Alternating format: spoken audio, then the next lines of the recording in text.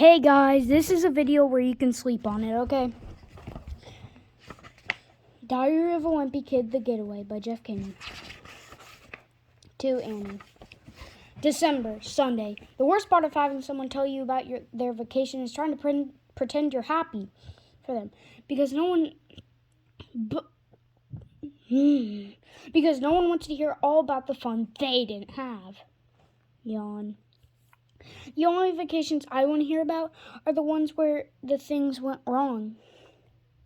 That way, I don't feel bad for missing out. Well, my family just got back from a vacation, and believe me, if I could have stayed home, I would have. But I didn't have a choice. A few weeks ago, this vacation wasn't even supposed to happen. We were just having... Oh my God! We were just having a normal December, and I was really looking forward to Christmas. But Mom and Dad were getting all stressed out about everything.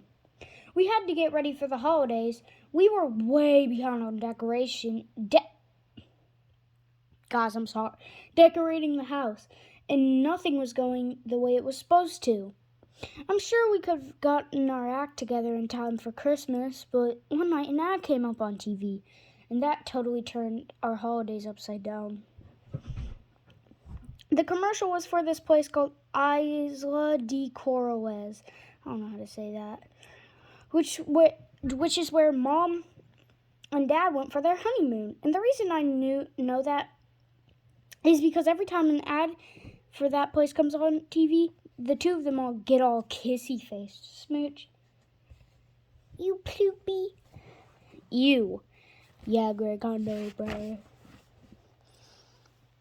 It makes me uncomfortable thinking about Mom and Dad before they had us kids.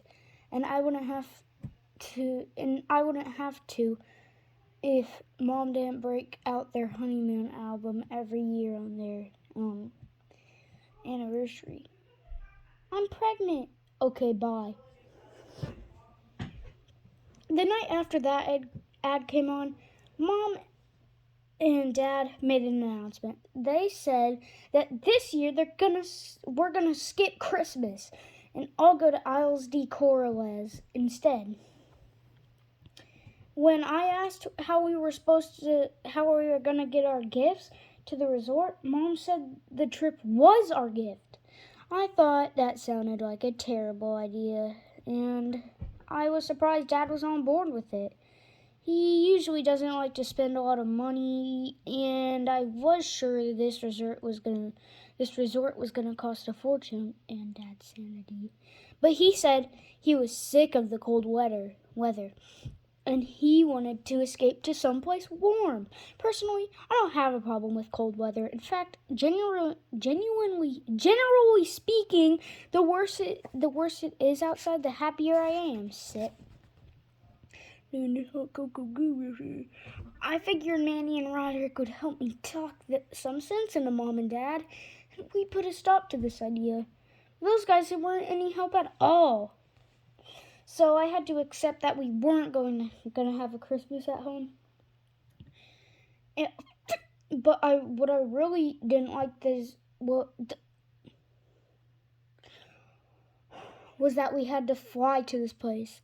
I'd never been on a plane before, and I wasn't crazy about the idea of locking myself in a metal tube. Okay, passengers, this metal tube is about to take off. Oh no, and it's locked. Oh no, nobody else seemed worried though.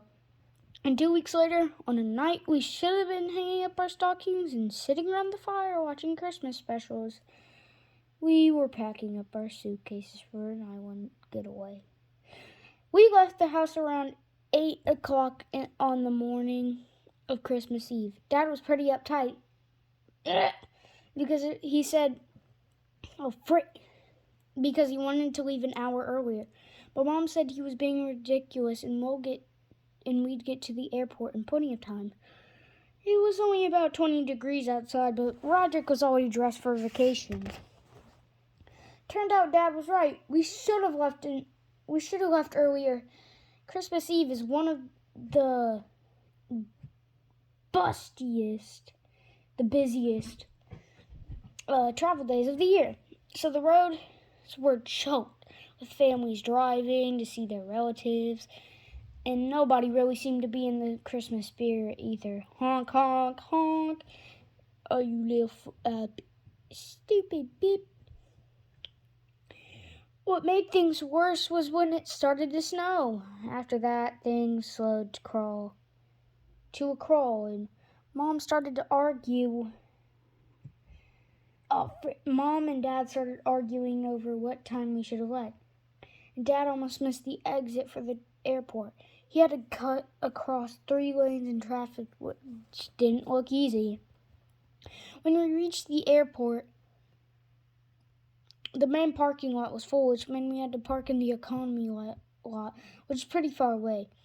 Dad said he'd drop the rest of us off at the curb with the luggage, and then come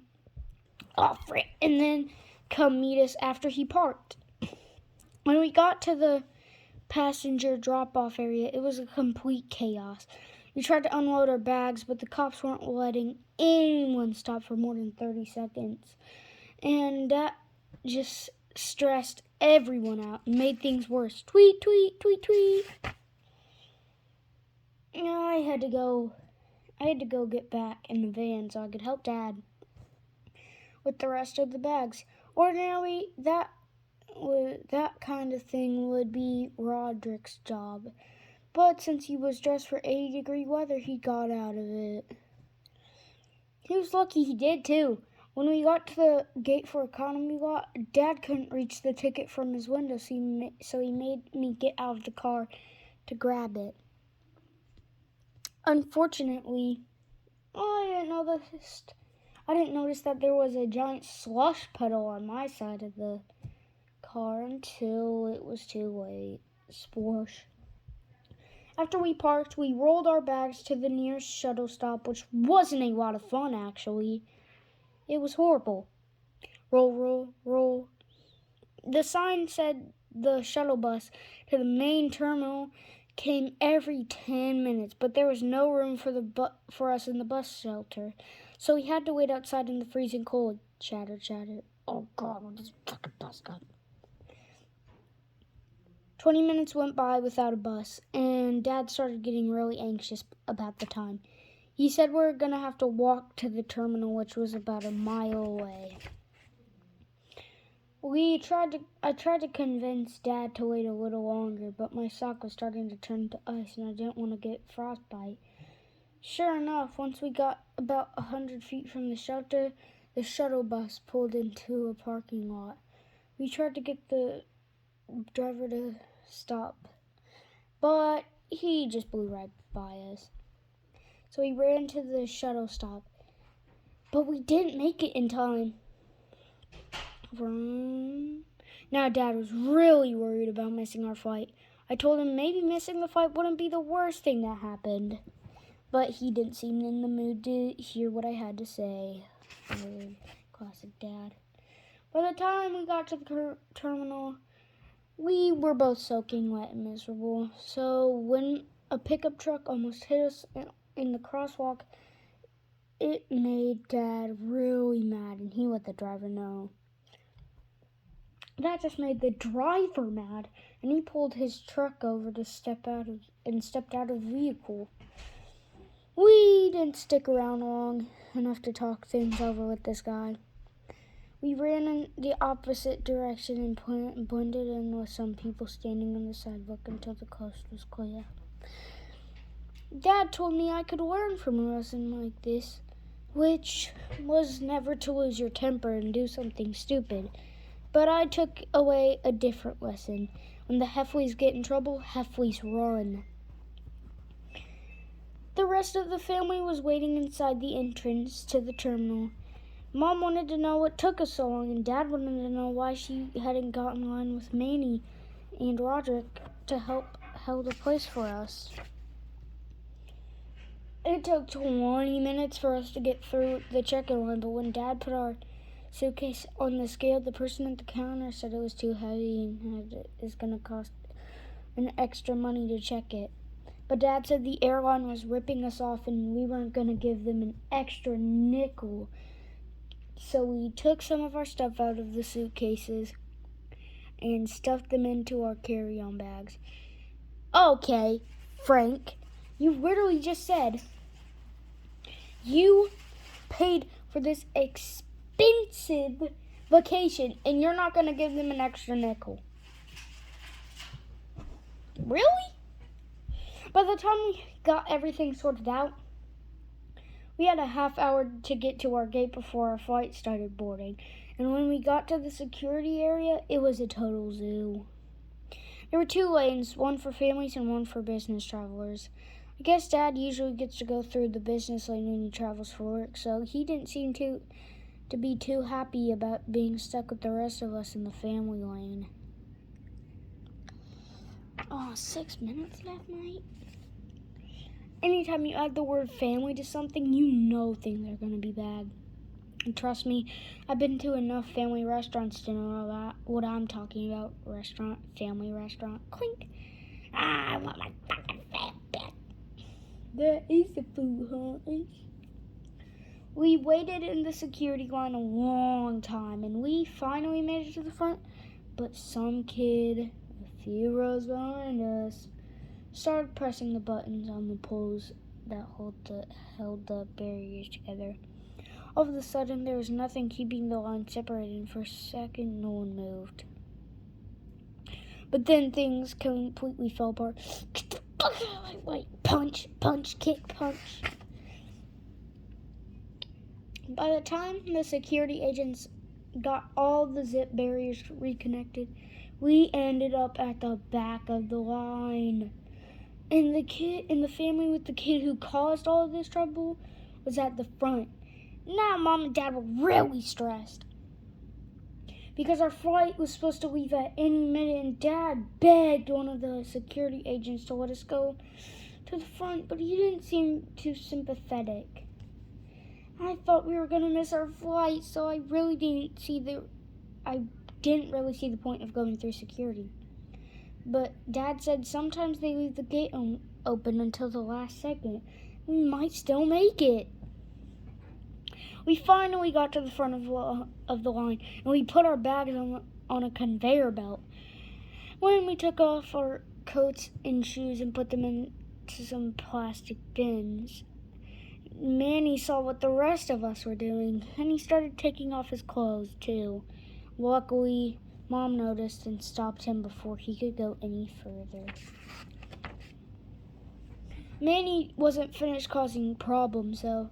Apparently, he thought the conveyor belt was some kind of ride, and he was really upset when he found out it wasn't.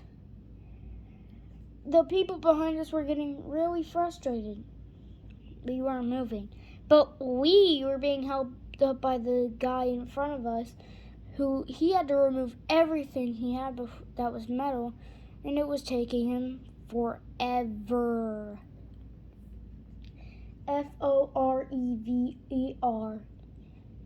Roderick told me these machines can see through your clothes, and then someone checks the screen to make sure you're not trying to sneak anything by that with anything dangerous. All I can say is I want to be the person to do that job. It turns out the X-ray machine that sees through your clothes is only for grown-ups, and kids go through a metal detector instead. I wasn't going to take any chances. Beep. Once we got through security, we grabbed our stuff from the conveyor belt and took off. Our gate was down on the lower level, so we had to take the escalator. We couldn't do that without causing a major problem. Manny's stuffed animal got stuck in the bottom of the escalator, and he had to press the